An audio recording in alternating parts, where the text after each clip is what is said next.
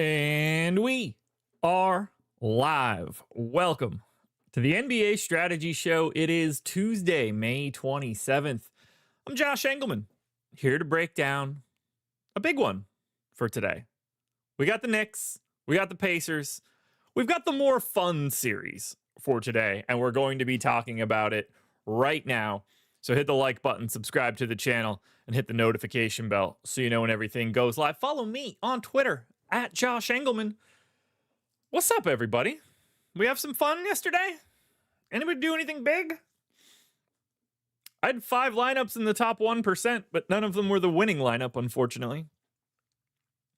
Not much you could do there.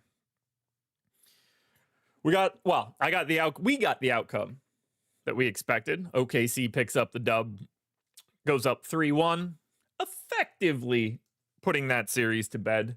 It would be incredibly ridiculous for Minnesota to come back at this time. But, you know, we've seen the Pacers do it in multiple games. Be kind of the same thing. Right now, it's looking like 97% likelihood for the Thunder to win the West, and it's 66-34 on Pacers Knicks, with the Thunder having a 77% chance of being the NBA champions. We shall see. What'd you guys think of the game last night? It was an interesting one, right? There were just so many little things that swung this game. Minnesota got way better shots. I can make that a little bit bigger. Minnesota got way better shots than OKC did, at least in the shot quality data. But Oklahoma City with 105 true shot attempts. Minnesota with 97. That helped. 11 of 18 on corner threes for Minnesota yesterday. That's pretty crazy. So OKC was kind of allowing them, and Minnesota had no problem hitting them. 7 of 23 above the break on threes, though. Thunder, 5 of 10 in the corner, 11 of 27 above the break. Both teams shot basically 43% from three. Minnesota took 4 more. They made 2 more. So the difference really, turnovers. Minnesota had 23 live ball turnovers. Thunder only had 14.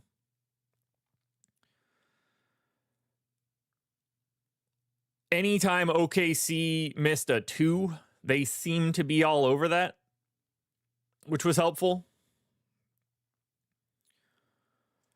But ultimately, they got done what they needed to get done. Here was the most surprising thing to me coming out of yesterday. Minnesota Timberwolves, 20 of 29, essentially at the rim. Thunder, 16 of 25. That's pretty good volume getting to the rim, and that's really good success getting to the rim, which is not something you would expect against Oklahoma City. They were the number 1 rim protection team in the league this year, and teams took the 3rd least amount of shots at the rim against the Thunder this year. So not only did teams fail when they got to the rim, but they didn't even do it all that much. Minnesota went the opposite way yesterday. They succeeded, and they did it a lot, which I thought was very interesting. But ultimately, down 3-1 against this Thunder team, heading back to OKC, as I haven't looked at the line yet. I'm guessing it's like 8.5. Okay, yeah. It's going to be tough sledding. Let me see where I got to. Highest lineup I got in the mini max yesterday, I believe, was like 40th or 41st or something. Let me see. 44th. I finished 44th in the mini max with a bunch of friends of the program. Let's see whose names do I see that I recognize. It was duped a lot. Let's see. I mean, everybody, I guess. Everybody that subscribes to Stokastic. That lineup was SGA in the captain spot, Jalen Williams, Chet, DiVincenzo, Caruso, and Nickeil Alexander-Walker. Winning lineup in the mini-max was DiVincenzo captain, SGA, Williams, Holmgren, Jaden McDaniels, Nickeil Alexander-Walker. So, yeah, 5 lineups in the top 1%. Very happy with that. On a showdown slate, you just kind of hope that one of those is going to catch, and unfortunately, that was not the case. So now, I think we can probably talk Pacers Knicks, because I really just don't have much more to say here about Minnesota. I guess, can I get that on the top of the screen? I don't think so. It was very interesting to see Julius Randle never see the floor again in the fourth quarter. Aside from offense, defense in that final minute. It's kind of weird.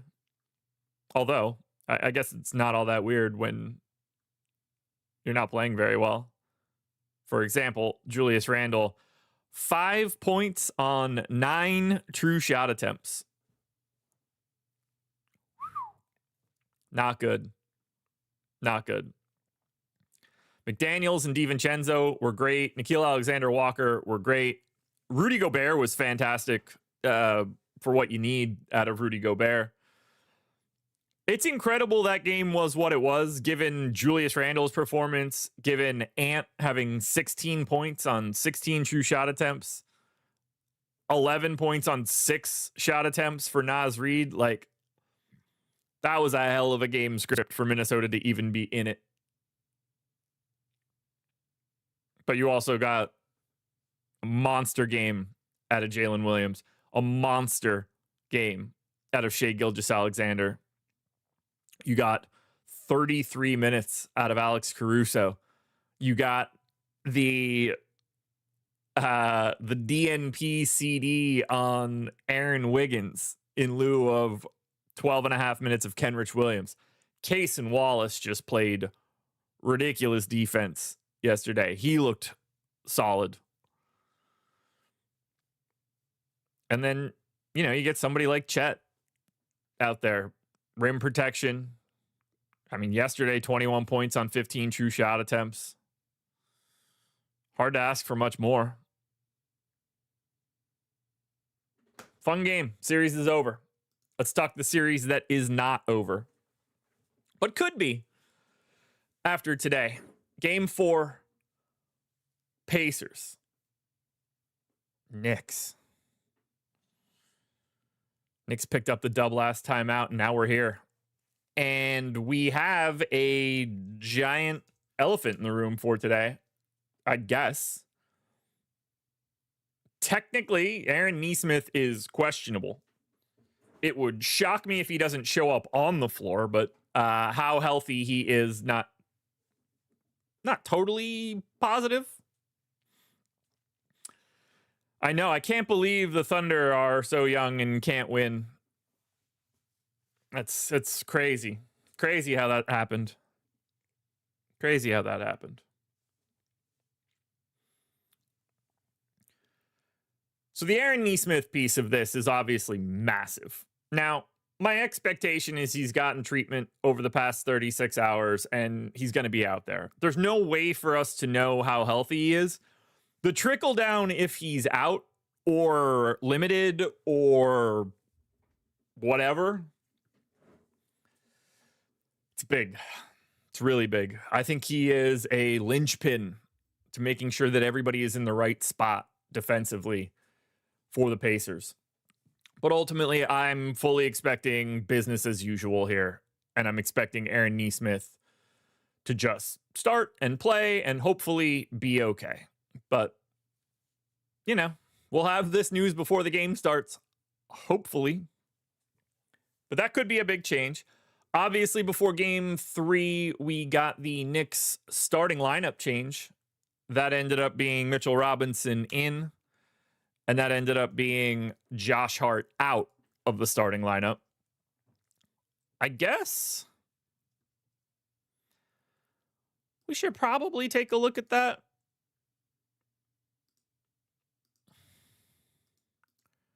Playoffs, Knicks. Let's look at some lineup data.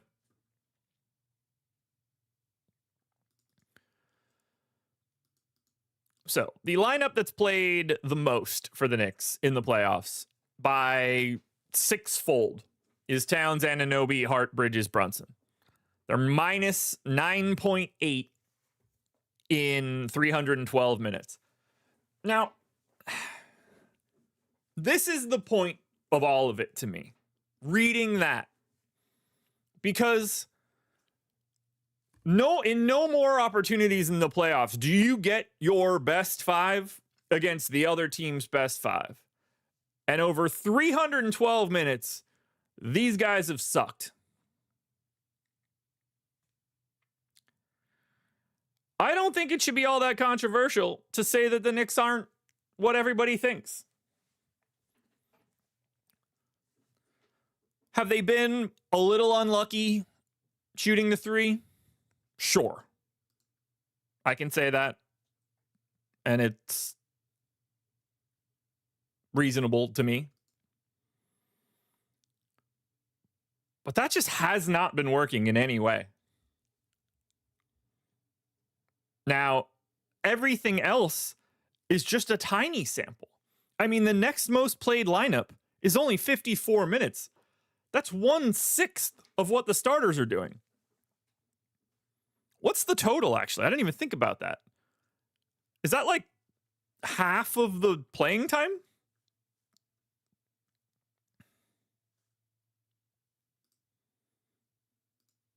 I wonder how many minutes they've played in the aggregate. Oh, it's 15. I mean, even if you just think 720 minutes, if you don't think about overtime, so just ignoring that. I mean, that's like 35, 40% of their playing time at a at a negative 9.8. In what universe should we even be respecting the Knicks right now? They are the most fraudulent team. The fact that they beat Boston in those first two games is going to cloud everybody's judgment for a year. Just fluke shooting is going to change the way that everybody thinks about the Knicks.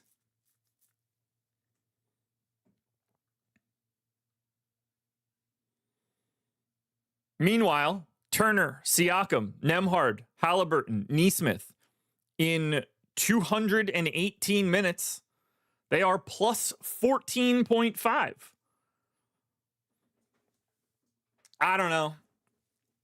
I'm seeing a very different team here. I love the Pacers today, if that's not obvious. At home, chance to go up 3-1. Stinging off of game 3. And somehow only 2-point favorites.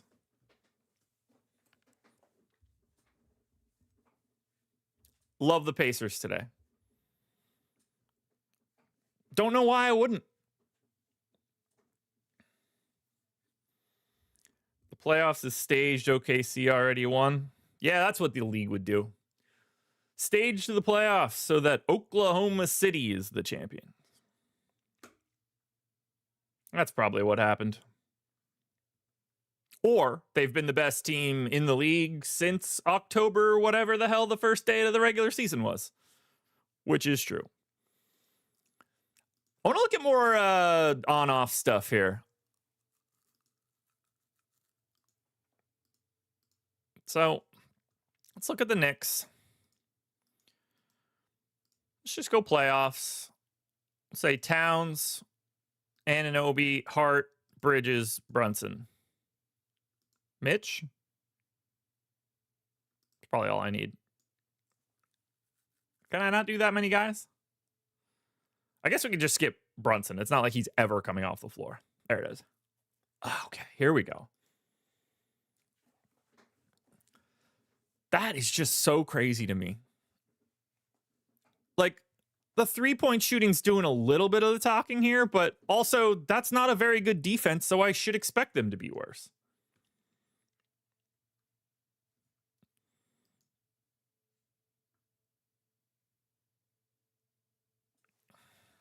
67 minutes with just Towns in place of Mitchell Robinson's been solid enough.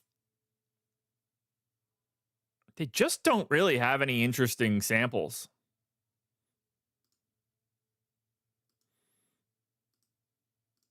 All right, let's look at Towns, Brunson, and Mitchell Robinson. Towns and Brunson on in the playoffs, 360 minutes, negative 5.6. A little bit of shooting, but nothing crazy. Brunson with Robinson in 154 minutes, 15 net rating. Now, in that scenario, the Knicks are shooting 42% from three, which is mildly unsustainable. You kind of need to regress both of those numbers, but interesting. They've played 67 minutes with Towns and Robinson on together without Jalen Brunson, and they are plus 21 in that time, which is pretty crazy as well. Chino is dope. I assume he plays. We have absolutely no idea to know how healthy he is, but I assume he's at least giving it a go. You'll know pretty quick once you watch him run. But, I mean, this is one that, like, we're not going to get information on. A sprained ankle in a pivotal Game 4 of the Eastern Conference Finals. We're not getting anything of relevance today, other than in or out. I think that's the only thing we'll hear.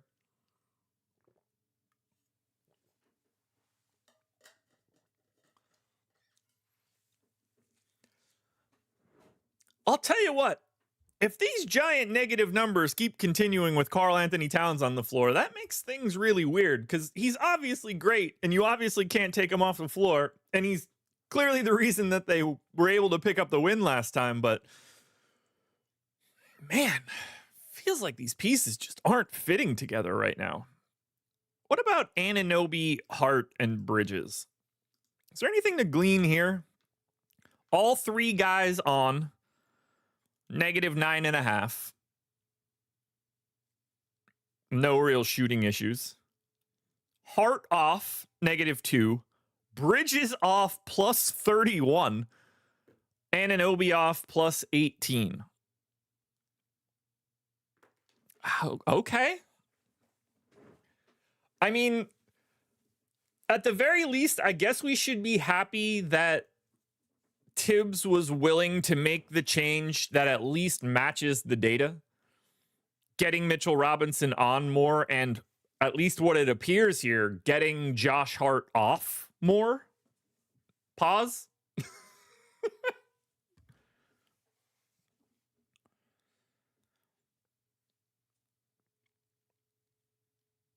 Yeah, it's a tricky situation, John. I for the most part, I agree that they can't guard Towns. I don't think it's a job Siakam can handle all that well. And I don't think it's a job that Turner can handle all that well.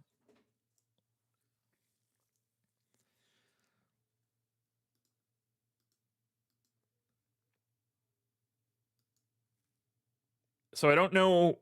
I don't really know what the answer is.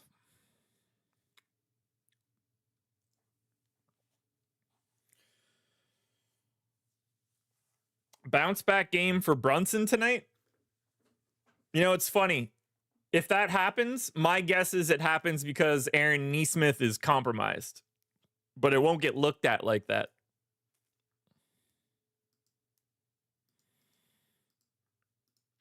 So I ran Sims before we got started. They are up on the screen right now.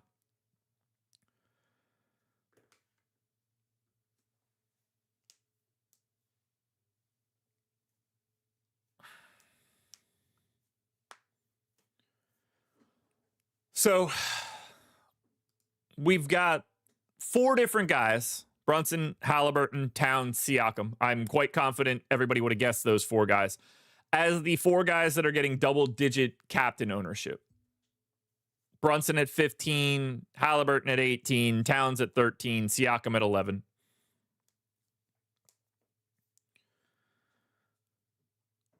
The most I got of anybody is Brunson. That tends to be the case for the way that my showdown lineups get built. I don't love it, but it has an out. Because if Nesmith isn't perfect, Jalen Brunson's going to have a big day today.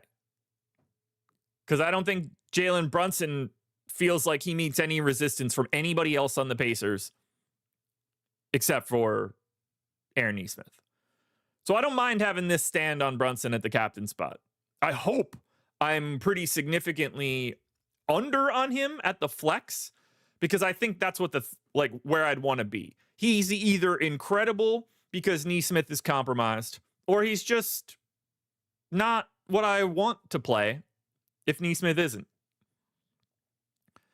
Otherwise, slightly over on Towns, slightly over on Josh Hart. Not really taking any big leaps at the captain spot outside of Brunson. It's the flex spot where everything's different. And at least as of right now, it's a massive stand on Miles McBride. Now, whether or not this holds, it's early. It's 10:20 a.m. This game locks at 8 o'clock tonight. This is live to change. We're live to see the betting markets move around a little bit. But for right now, it's a pretty sizable stand on Miles McBride. And if I'm being honest, I'm okay with that.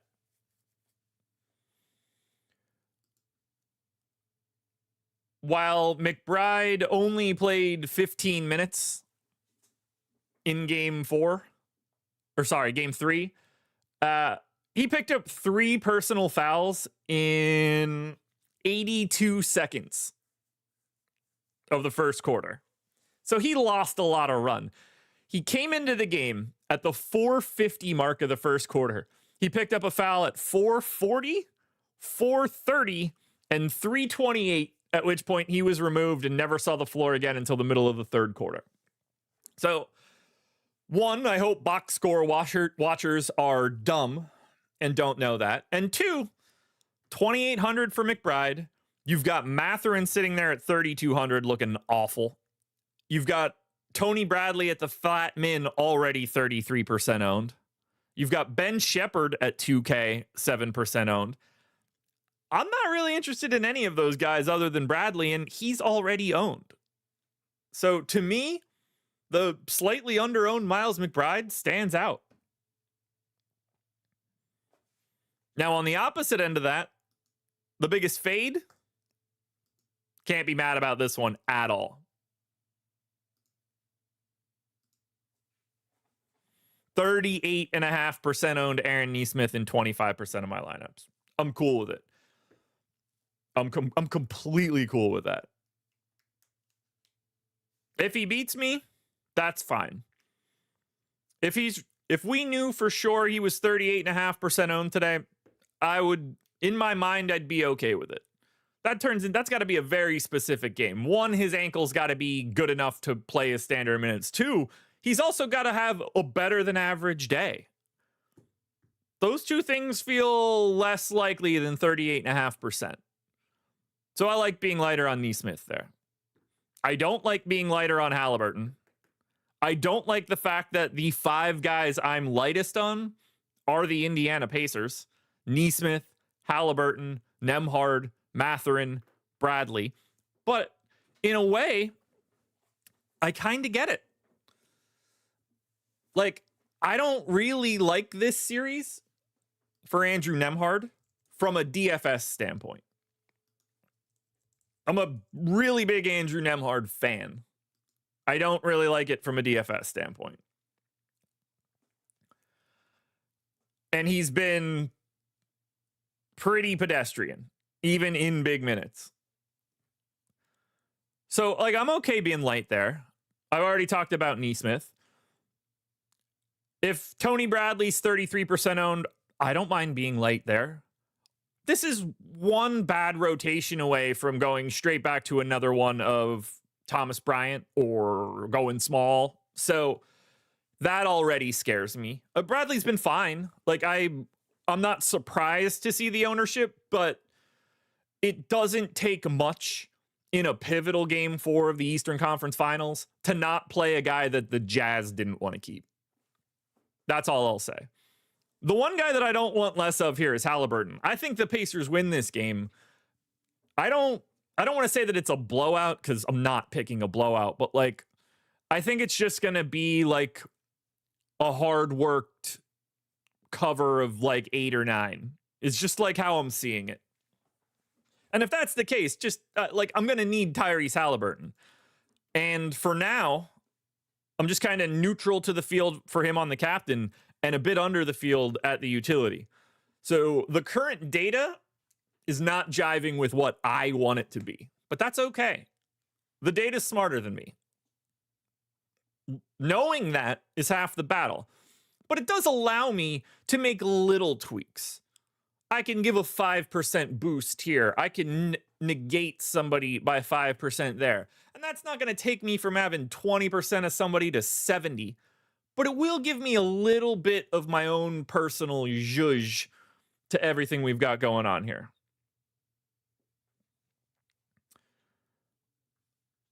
All right. Langston's question. Josh, why is Mitchell Robinson's minutes all over the map? Seems to me he had a great start. He barely played the second half. Of which game? I mean, Mitchell Robinson played the first 11 minutes and 22 seconds of the second half.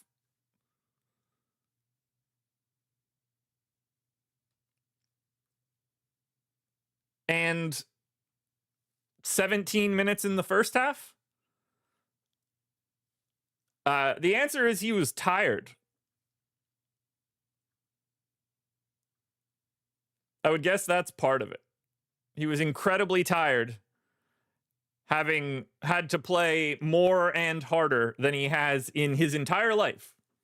Not to mention, Towns was cooking. So not a natural sub spot there. And that was also the best quarter that Josh Hart played. Josh Hart played all 12 minutes of the fourth quarter. 4 of 4 from the line, 5 rebounds, 2 of them were offensive, 2 assists and a steal. That's just, that's just how it works.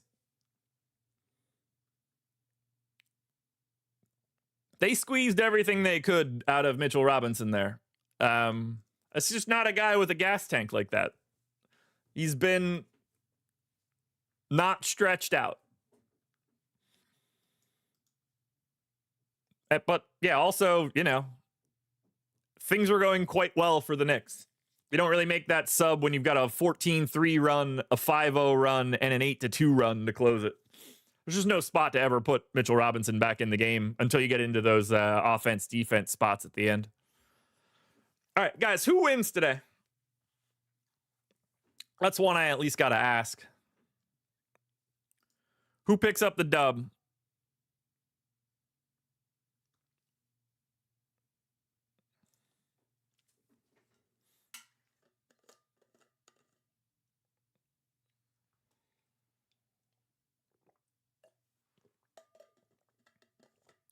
Chris says Pacers.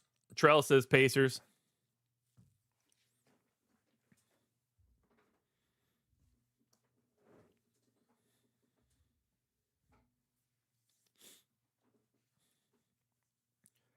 I think it's hard to think that it's not the Pacers, but, the line is 2. Are the Knicks just like that public of a team that this line is 2? Because there's no real evidence that it should be 2 at this point. At least I don't think so.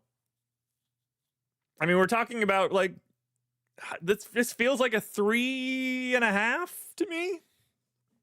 It just feels light. I just think the Pacers are a better team.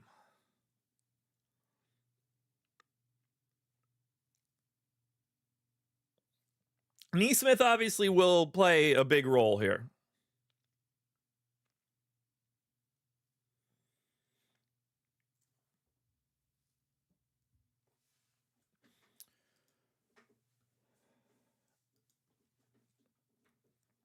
It's all very curious.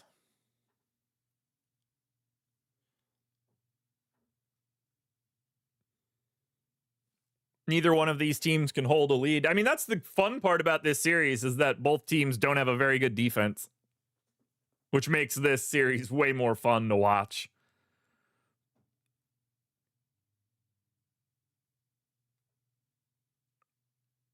Pacers in 6? I hope not. I hope we get 5. I just want them to end this Knicks team.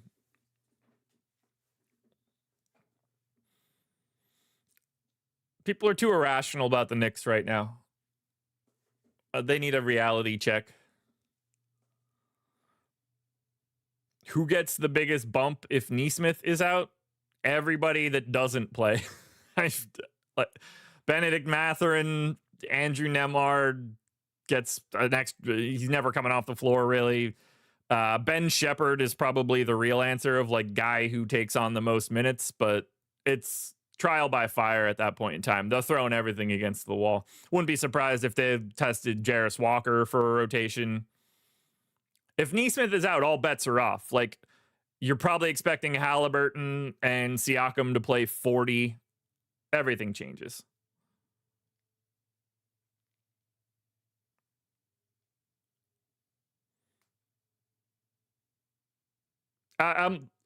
I know when I say this, it's going to end up biting me in the ass, but like, I'm not even going to hypothesize Nesmith being out.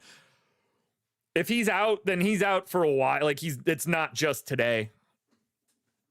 I'm not even like, it's in my mind, he's just playing and I don't even think twice. The real question to me is, how injured is he?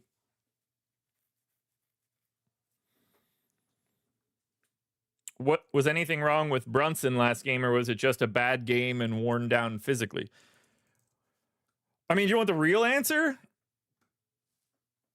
The playoffs are never going to be a place for a 6'2" guy.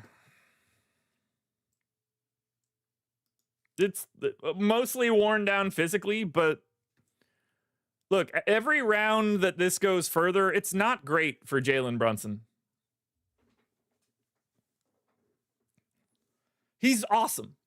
I love him. He's fun to watch. But eventually you just start playing better and better guys, and better guys in the NBA means bigger, stronger, and faster. That's not helpful for Jalen Brunson when you're 6'2".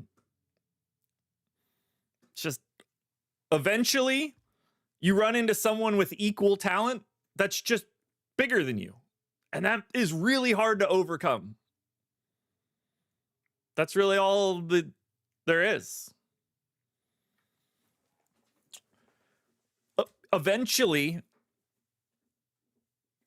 you start in the regular season and you think about what average is. And in those comparisons, you get Jalen Brunson and these guys separating from the pack by a mile. But as you get deeper into the playoffs, the baseline changes, average changes. And then you get to a point where Jalen Brunson is pretty well dog shit on defense and not the same guy offensively, because he doesn't get to go against like Nick Smith for 20 minutes every night, or Jordan Poole, or insert some other awful dude in the East here. You just get Aaron Nesmith in your jersey for 30 minutes. And when you don't have him, you get Nemhard or Shepherd, or you switched with Siakam, and none of it's fun. And every time you go to the paint, you're getting clobbered. Nobody's taking any time off. And the Pacers are pressing you and in your jersey and never letting you get comfortable. And that's just really hard to do when you're little. Or little for the NBA. I say that like I'm like Jalen and Brunson. Here's one for you guys. Jalen Brunson and I are the same size. I am 6'2", 198. I mean, technically right now 193, but for sake of argument here, I'm the same size as Jalen Brunson. Yeah, I think it would suck if I came into the paint and Mitchell Robinson and Miles Turner and Tony, and even Towns, Anunoby, like, these guys are massive compared to me. And that's terrifying. It's terrifying. It's weird to think that Jalen Brunson is small and he is my size. So weird. Obviously, slightly more muscle mass on Brunson. Body fat percentages are probably slightly different.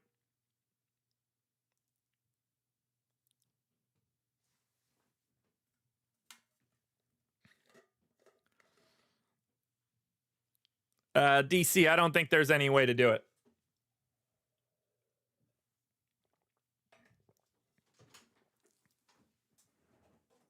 Okay.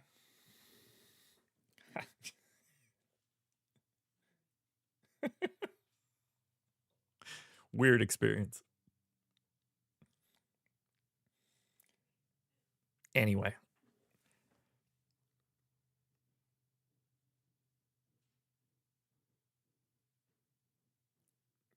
Thanks, Langston.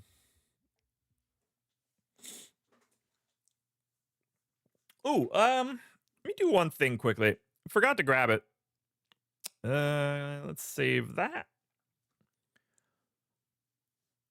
Just to... Oh, I'm not even going to be... Can I not go to that? How do I...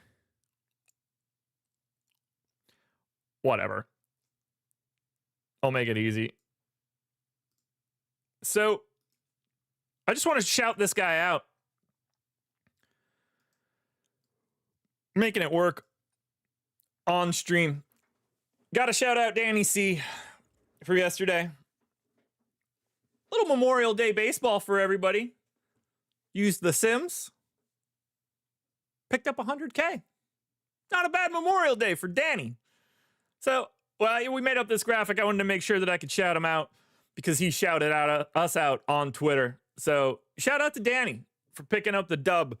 Keep your eyes peeled on the MLB strategy show after this. Maybe Lofty's got something going on for you guys. But it's always fun to see when one of the subs can pick up the crisp 100K. Schedule for the rest of the day. Let me give you guys the goods here. Lofty will be up in 22 minutes for the MLB strategy show. Eric and Bellman will be live at 6 p.m. for Live Before Lock. Myself and Greg will be back at 7:30 for NBA Live Before Lock. If we get a close game in the fourth quarter, I will hop on playback as well to come watch it. You got me yesterday for the fourth quarter of OKC and the Thunder. Nope, those are the same teams, OKC and the Wolves. Maybe you can get me for the Pacers game tonight.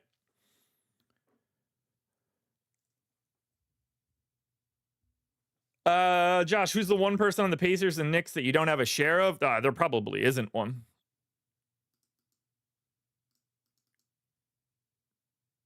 I would imagine I have everybody.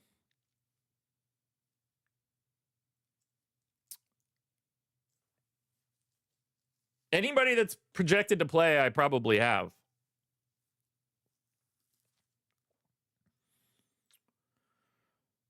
I mean, like, I don't have Cam Payne or DeLon Wright or Landry Shamet. I guess we should have that conversation. It's probably the only thing that I didn't talk about yet. Let's pull up Popcorn Machine so you guys can see it. So we ended up getting 13 minutes of DeLon Wright and 11 and a half minutes of Landry Shamet. Now, I have no idea what the plan for these idiots is going to be today. My guess is that you kind of go into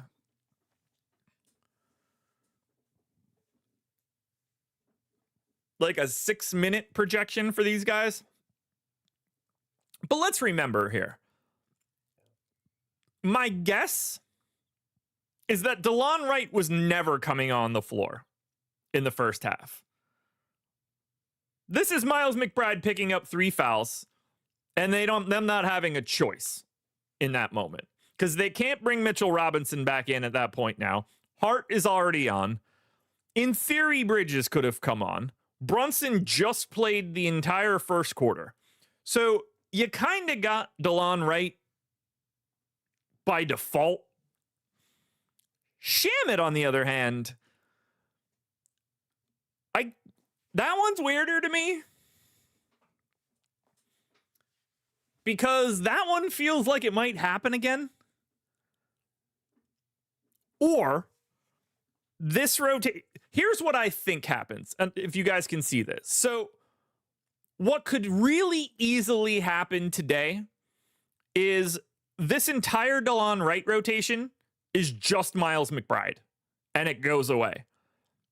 And then this Landry Shamet rotation is just Mikal Bridges, because we have seen Mikal Bridges 2 games ago, where it's this one, I believe. Nope, it's game 1, actually. Game 1, Mikal Bridges played 23 minutes of the first 24 minutes of this game. So it is very possible that DeLon Wright rotation disappears and that Landry Shamet rotation disappears. But what I think we need to look at, because people can still get into foul trouble and cause this again, I think you have to assume one of them disappears. And depending on what's going on, that will dictate who the guy is that steps up. But I think you got to wipe one of these. And if there is a 5-minute stretch in the second quarter to be found by someone, we don't totally know if it's Shamet or Wright. And like, same for the end of the second quarter rotation. Like, Landry Shamet only played this 90 seconds because Brunson picked up his 4th foul. Now, similarly in the second half, like, you got DeLon Wright coming on at the time where Jalen Brunson sat at the end of the third quarter. Makes sense. I think that makes perfect sense. You already have Hart out there. You already have McBride out there. So you're just sort of running out of options. In theory, they could have played Bridges a little bit more. They're already running Mitchell Robinson into the ground. So I think DeLon Wright and Landry Shamet are going to become one guy in some way. And I don't really know what the justification would be to get to either one of them with any confidence. Technically, I don't have either one of them in a lineup, so that circles me back to Chris's question from before. Let's build a lineup before we get out of here. Don't forget, if you ever want to sign up for the Portfolio EV tool, I know I just swapped that out right now. Do I have another one up anywhere? Nope, sure don't.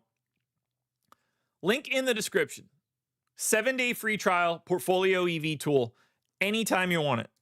If you want to take a market-based approach to beating the books, you just got to head to oddshopper.com and sign up. I got it pulled up right now. Do we have any interesting NBA bets right now? We do. Got Rudy Gobert, under 8.5 points, 3.9% expected value at BetMGM. We've got 2 more plays out there at NoVig. We've got Chet over 14.5 points at FanDuel. We've got Chet under 1.5 assists at ESPN Bet. You've got Randall's under on rebounds at Fanatics. You can get all of this from the Portfolio EV tool by clicking the link in the description of this video. Let's build a lineup, folks, shall we? Langston, very. All right, let's build a biggie.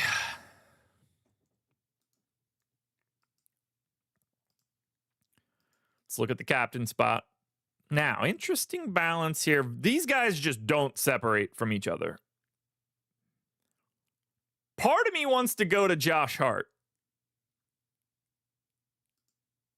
Josh Hart, captain. Towns, Halliburton,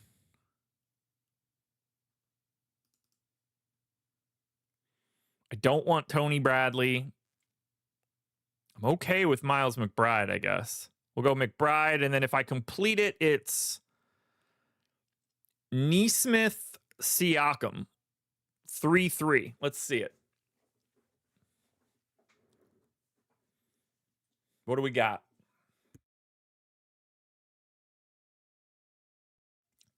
Positive 13.4. I'll take that. Spent the full salary. I mean, that would probably be duped to the nth degree, but I don't mind it. If I walk back Siakam and Nesmith, Siakam's 50% owned, Neesmith's 35. I think I could find that in a more efficient way. If I take McConnell, it's still Siakam. Is the points gap worth 20 percentage points of ownership? Let's find out. Leave 1,400 on the table. Nope, it wasn't. So McConnell gone, Siakam gone. I still think it's McConnell. But the problem is, if you go McConnell, the gap from Siakam to Bridges is too big.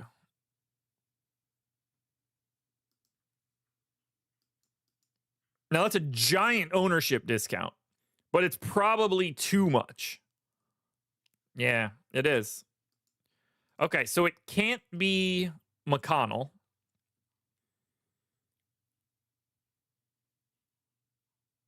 If it's Toppin, what does it give me?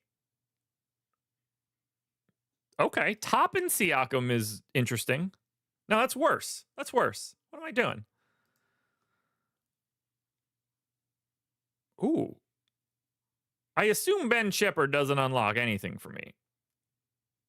I'm out of bodies. Okay, Ben Shepherd unlocks Brunson. Let's at least see it. 4-2 Knicks, Halliburton, Ben Shepherd. Does it stay positive? -9. Okay. The first one was the best one, baby. Let's check FanDuel. Don't forget to hit that like button. Final lineup build here. See who we want to put in the MVP spot. Man, that is just bonkers how tight these guys are at the top. All right, that's going to be easy. Siakam in at the MVP.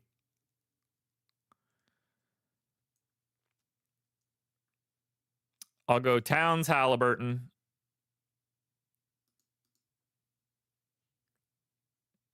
And then I'm going to go TJ McConnell. What does that fill with? Miles Turner and Mikal Bridges leaves 100 on the table. This is positive. This is positive.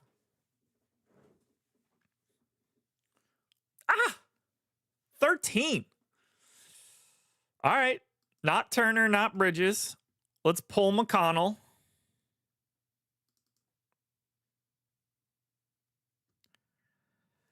Man, I don't want to take that big of a step forward, but it almost has to. If I take Neesmith, how does that complete? Mikal Bridges, Mitchell Robinson? 3-3?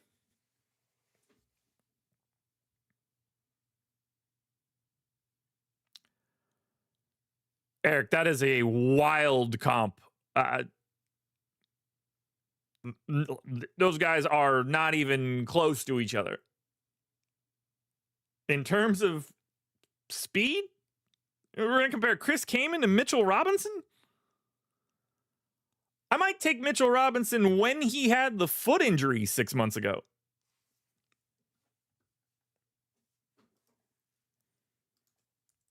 That is a wild take.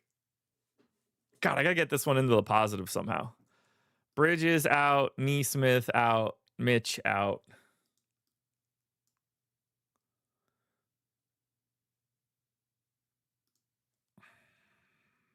What's the answer here? I guess I'll test McBride. Do I have enough salary to do anything interesting? That gives me what? Towns Brunson? Or McConnell Brunson? All right, let's take a look at that.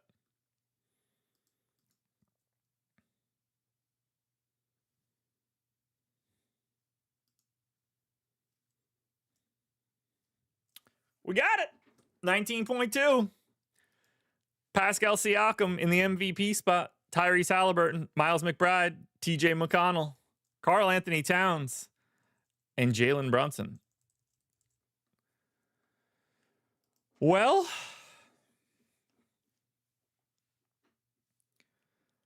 I think that's going to do it. about all we can do at this point.